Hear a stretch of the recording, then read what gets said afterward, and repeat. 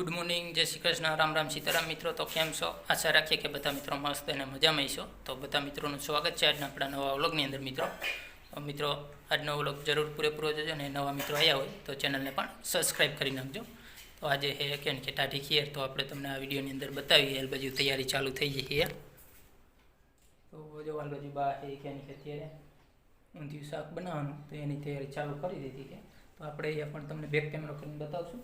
ને બીજી વાત કે ઘણા મિત્રો જોતા એને ખબર છે કે જે રાજસ્થાનથી સંજયભાઈ છે શુભ જર્ની ચેનલ કરી, તો આપણે કહે કે 13 તારીખે એની સાથે મુલાકાત પણ કરી હતી. તો એ વ્લોગ કહે કે આવી ગયો આપણી ચેનલ ઉપર. આ વ્લોગ આપણે થોડોક લેટ કહે કે તમારી સાથે શેર કરશું. તો એ વિડીયો તમે ન જોયો તો એ વિડીયોની લિંક છે એ આપણે કહે કે નીચે ડિસ્ક્રિપ્શનમાં આપી દેશું. તો તમે જરૂર એ વ્લોગ પણ જોઈ લેજો. જેમાં કહે કે આપણે ચોટીલા એની સાથે મુલાકાત કરી હતી, તો એ વ્લોગ છે. તો ચાલો હવે આપણે તમને બેક કેમેરો કરીને અત્યારે થોડુંક અહીંયા બહારનો વ્યૂ છે આપણે તમને બતાવી.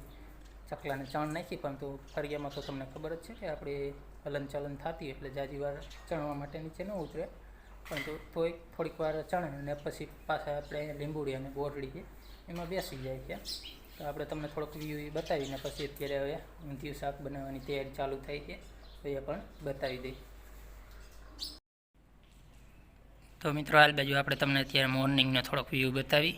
તો જો જે ઘરે ચકલા એને આપણે ચણ નાખી છે, પરંતુ આપણે ફરિયામાં હલનચલન હોય એટલે પછી જાજી વાર નીચે ન રહે ને આ રીતે લીંબુડી અને બોરડીમાં કહે કે બેસી જાય, થોડીક વાર ચણ ખાવા માટે નીચે ઉતરે ને વળી પાછા કહે કે જતા રહે. કેમ કે અત્યારે બા હે હાલ બાજુ ટીંડોરા હે એ થોડાક ઉતારે છે, ઊંધિયું બનાવવાનું છે. તો એ આગળ આપણે તમને વિડીયોમાં બતાવશું. બાકી જો બધા ચકલા અત્યારે બેઠા છે. તો મિત્રો હાલ બાજુ હવે આપણે રસોડામાં તમને બતાવી. તો બોન હે અત્યારે રોટલા બનાવે બાજરાના, ને બાઈએ કે શાક બનાવવાની તૈયારી ચાલુ કરી છે. તો તમને ઉપરથી તો ખબર જ છે કે શેનું શાક છે એ. તો ચાલો એ બાજુ જઈને આપણે તમને બતાવી જે તૈયારી ચાલુ કરી છે એ.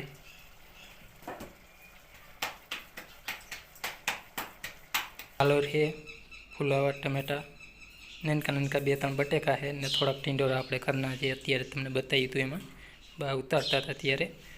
તો એ તો તમે જોઈએ કોઈ એટલા છે 4-5 જેવા, તો એ પણ એડ કરી દઈ. ને નજીકથી તમને બતાવું તો આ વાલેર છે એ દેશી છે.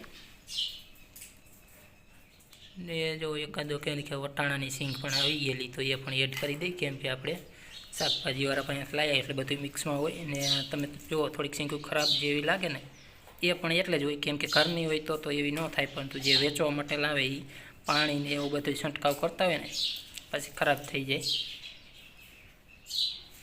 તો આ દાણાવાળી એકદમ પાકી કે વાલો છે. તો જો ફાઇનલી આપણે કમ્પ્લીટ કરી નાખ્યું. વાલર ફોલવાનીથી ફોલાઈ ગઈ છે, ફ્લાવરનું પણ કટિંગ થઈ ગયું. આ બાજુ બટેકા આપણે બતાવી દઈએ. તો બધી વસ્તુનું ઓલમોસ્ટ કટિંગ કરી લીધું છે. કોથમીર, લીલા મરચાં અને ખાંડેલું લસણ. તો આ બધી વસ્તુ આપણે કમ્પ્લીટ કરી નાખી. તો મસાલો છે એ પણ એડ કરી દીધો.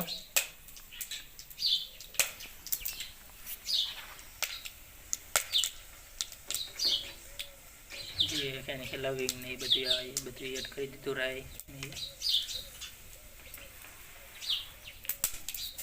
જીરું પણ એડ કરી દીધું આપણે.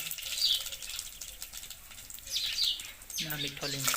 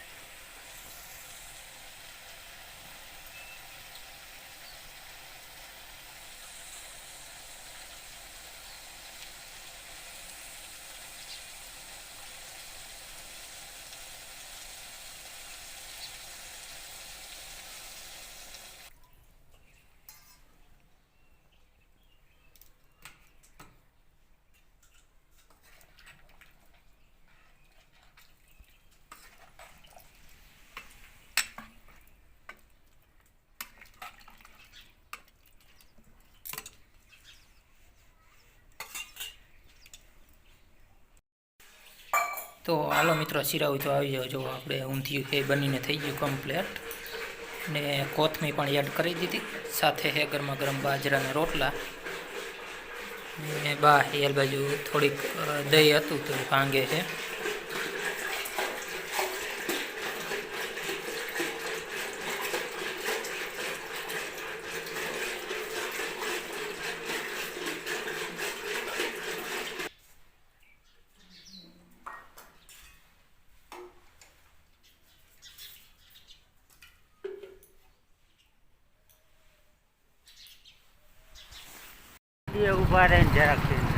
તો મિત્રો, અત્યારે આપણે છે ને મામાએ એક નવું ખેતર લીધું છે હાલ બાજુ. તો અહીંયા કણે જઈ મામા તો જો કે ઘણી વખત ગયા છે, આપણે આજે પહેલી વખત જઈ.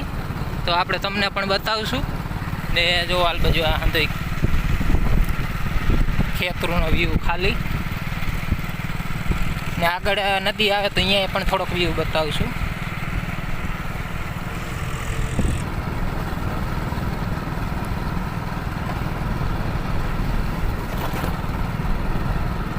તમે કેટલી બેક દાન તો ગયે કે 3 દાન?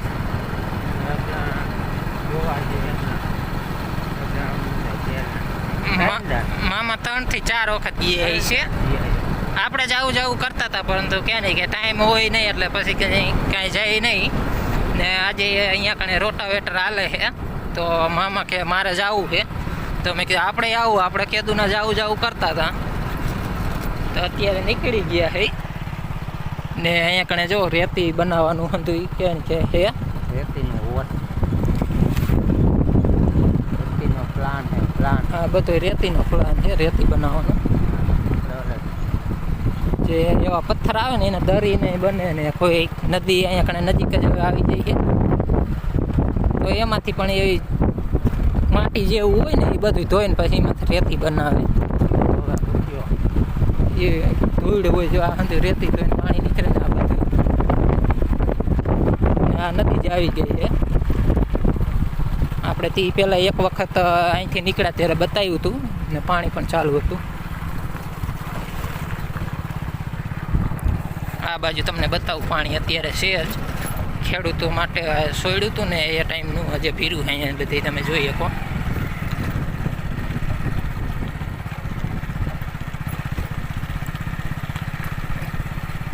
આ બાજુ રસ્તા ઉપરથી તો અત્યારે બંધ થઈ ગયું, ઘણો ટાઈમ થયો ત્યારે મૂક્યું હતું એટલે, પરંતુ હાલ બાજુ હજી ભીરું છે.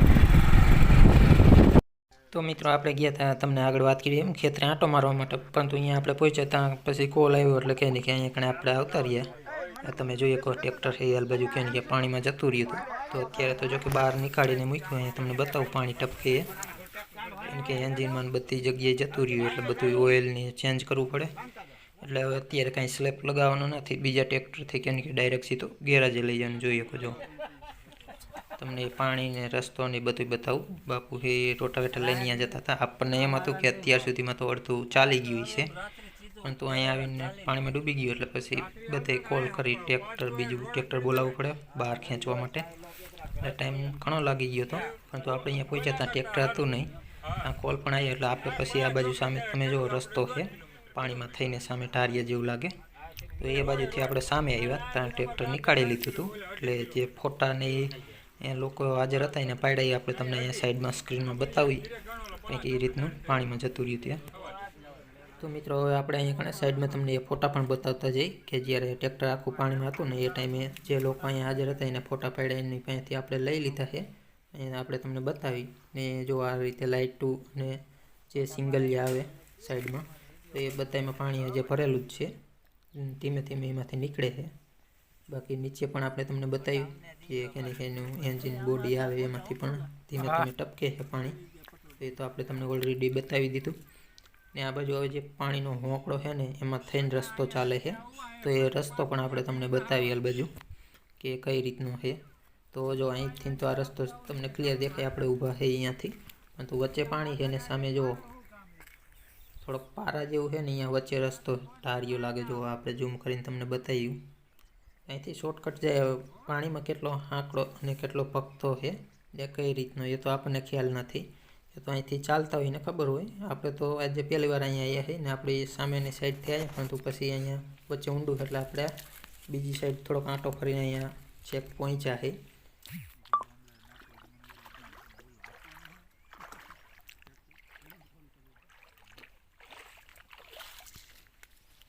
તો ચાલો હવે તમને રોટાવેટર પણ બતાવી, કેમ કે એમાં પણ ઓઇલ ચેન્જ કરવું જ પડશે.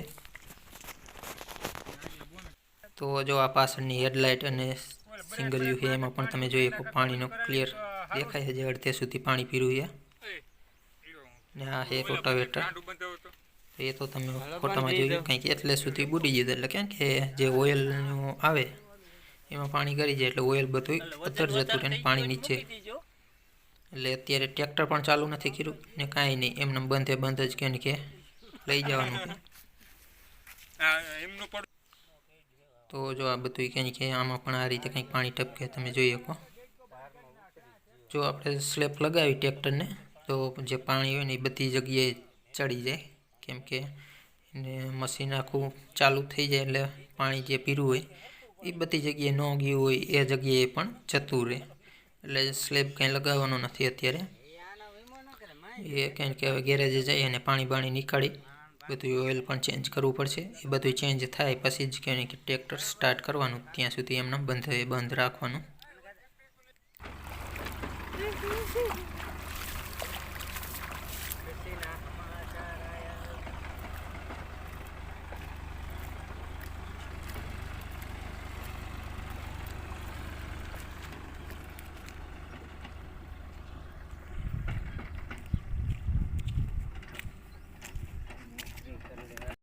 તો ચાલો મિત્રો, આપણે તમને બતાવ્યું એવું કંઈક કહેવાય ને કે થઈ ગયું. આપણે ગયા હતા જોવા માટે, જે મામાનું નવું કહેવાય ને કે ખેતર લીધું અહીંયા, પરંતુ ટ્રેક્ટર પોગ્યું નહોતું. અહીંયા પોગ્યા તરત જ ફોન આવ્યો તો આપણે આવી ગયા હતા અહીંયા કણે. ટ્રેક્ટર પાણીમાં કહેવાય ને કે જતું રહ્યું હતું, તો એને નીકાળીને અત્યારે હવે લઈ ગયા છે શોરૂમે. બધું ઓઇલ ને એ બધું ચેન્જિંગ કરાવવાનું થાય છે. તો આપણે પાછું બાઇક સામેની સાઈડ મૂક્યું તો પાછું આ પાણી તમને બતાવું. જો કે ઓલરેડી બતાવી ચૂક્યા. અને ક્રોસ કરી ફરી પાછું સામે જે પારો છે એલ બાજુ આપણું બાઇક છે, તો એલ બાજુ થઈ ને હવે જઈ પાછા કહેવાની કે વાંકાનેર, જ્યાં શોરૂમ છે ટ્રેક્ટરનો અહીંયા.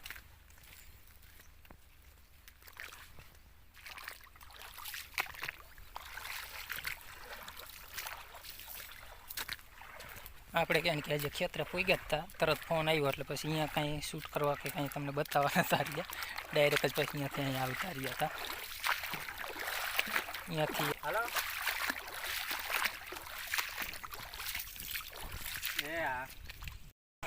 તો મિત્રો આપણે કહે ને કે ગેરાજે તો આપણે કેબને પહોંચી ગયા હતા. બાઇક હતું એટલે ટ્રેક્ટર અત્યારે પહોંચ્યું છે. હવે શરૂઆત કરી દીધી છે એમાંથી પાણી નીકાળવાની. તો જો આ એક ડોલ અત્યારે કરાય છે પાણીની, જે શરૂઆત કરી છે. એ ગમે ત્યારે આવી રીતે થાય એટલે પાણી કેમ કે નીચે હોય, ઓઇલ કે ઉપર હોય તો સૌપ્રથમ તો પાણી જ નીકળશે, એના પછી ઓઇલ આવશે. તો જો આ એક ડોલ તો કરાવવા આવી. ને ટ્રેક્ટરમાં 2-3 જગ્યાએ ઓઇલ આ રીતે ચેન્જ કરવાનું હોય. તો જે તો પ્રથમ છે, જે આગળ આપણે બીજું પણ બતાવશું ને પાછળના પગમાં આવે એ પણ બતાવશું. તો જરૂર વિડીયોને એમ નામ કહેવાય કે બિના રહીજો. તો જો અહીંયા કણે ઓઇલ નીકળે છે. હવે આપણે પહેલાં તમને બતાવ્યું અહીંયા કણે પાણી નીકાળી લીધું ને હવે ઓઇલ નીકળે છે. આ બીજી જગ્યાએ જો એ એકદમ સફેદ કેમ કે ફીણ જેવું ઓઇલ લાગે છે. હવે પાણીના હિસાબે એવું થઈ ગયું કે એ ઓઇલ એવું જ આવતું, એ તો આપણને ખ્યાલ નથી, પરંતુ એ સફેદ થોડુંક લાગે છે અત્યારે. તો મિત્રો ઓઇલ હતું એ બધું નીકળી ગયું છે. અહીંયા તમને એક ડોલમાં બતાવું જો ગુલાબી જેવું. ને આ પાછળના ભાગમાં જો અહીંયા કણે પણ ઓઇલ ચેન્જ કરવાનું તો એ પણ નીકાળી લીધું છે. આપણે તમને વાત કરી તેમ પહેલાં તમને બતાવી આગળના ભાગમાં હતું. આ પાછળના ભાગમાં જે મોટા ટાયર આવે ટ્રેક્ટરના અહીંયાનું, તો એ પણ 2 ડોલ ભરી છે તમે જોઈ શકો. હવે એમાં પણ નીચે પાણી છે, એટલે કે જે તો બધું મિક્સમાં છે.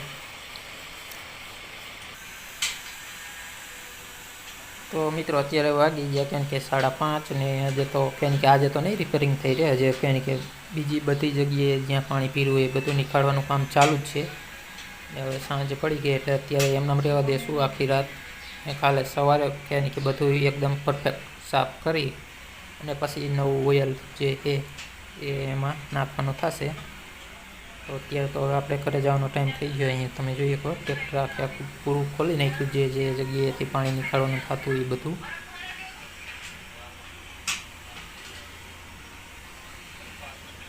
તો ચાલો મિત્રો, આપણે તમને વાત કરીએ એમ ટાઈમ થઈ ગયો ઘરે જવાનો, અને ગેરેજ પણ અત્યારે તો હવે બંધ થઈ જશે. તો આગળનું કામ એ કાલે થશે. તો આપણે પણ આ વ્લોગને અહીંયા જ ફોન કરીએ અને નીકળીએ હવે ઘર તરફ. તો ફરી મળીએ એક નવા વ્લોગની અંદર. ત્યાં સુધી બધા મિત્રોને જય હિન્દ અને જય ભારત.